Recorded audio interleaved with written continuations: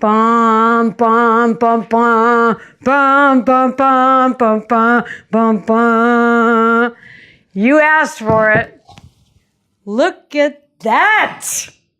Compare it to this. I put the, Nikki knows so much more than me about it, but I noticed when I was pulling the cork on the finished mead, it was like it was popping.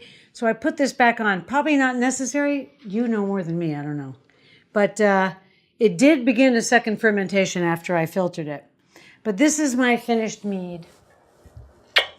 Somebody told me they were making prison wine in a comment, which is hilarious. Prison wine is essentially a cordial. It's rotted fruit, which I love that you're making prison wine.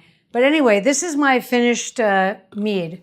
Now, I do not possess the thing called a meter, which tells you the alcohol content. My suspicion is the alcohol content is quite low, but I'm going to sample it in front of you. And they're all operating cameras and stuff, so they can't help me. You know, months to make, 2 minutes to spill. This is a big moment for me. I haven't tasted it. It smells like apples and honey.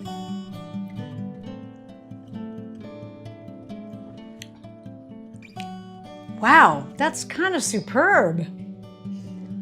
And they say if you leave it, it can make more liquor.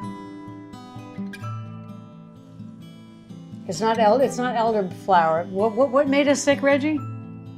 Oh my God, the dandelion. Oh, dandelion wine.